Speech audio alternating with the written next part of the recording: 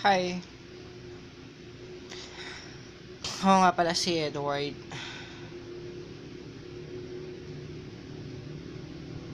Espinosa na taga Cagayan Valley, 22 years old.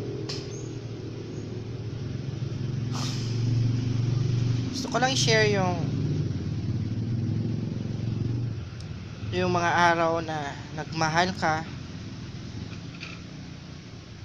pero nasaktan ka. Nagmahal ka nga pero hindi ka naman minahal ng taong minahal mo. In short, nag-assume ka. Pero meron akong tanong, mali bang magmahal?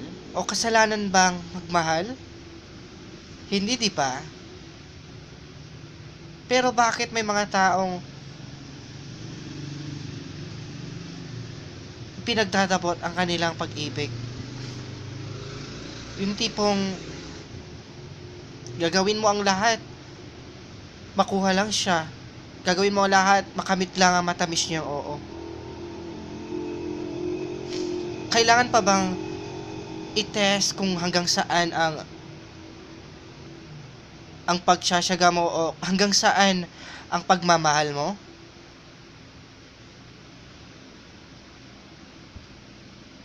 Or sapat na ba yung pinapakita mo na malambing ka, sweet ka, o binibiro mo siya lagi?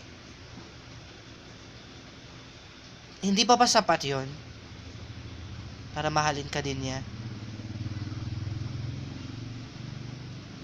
Kasi ako, nagmahal nga ako pero hindi naman ako minahal ng taong mahal ko. Yung tipong nagpapapansin ka na pero wala pa rin. Hanggang sa dumating yung isang pagkakataon na may namit ako isang anghel mula sa langit. Unang kita pa lang namin ay na-amaze na ako sa kanya. Parang may spark nung hinawakan niya ako. O naniniwala ba kayo sa love at first sight? Ako, oo. Kasi naranasan ko itong Webes lang, July 26, 2017. Ito yung araw na hindi ko makakalimutan. Na kahit isang oras lang ang aming samahan o isang oras lang naming kwentuhan.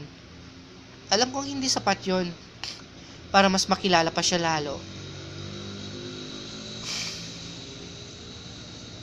Pero yung tipo na love at first sight ka, tapos iiwan ka rin lang, ang sakit-sakit, di ba? Hindi ako makatulog. Hindi ako makakain dahil sa kakaisip sa kanya. O dahil pa may naramdaman ka rin para sa kanya.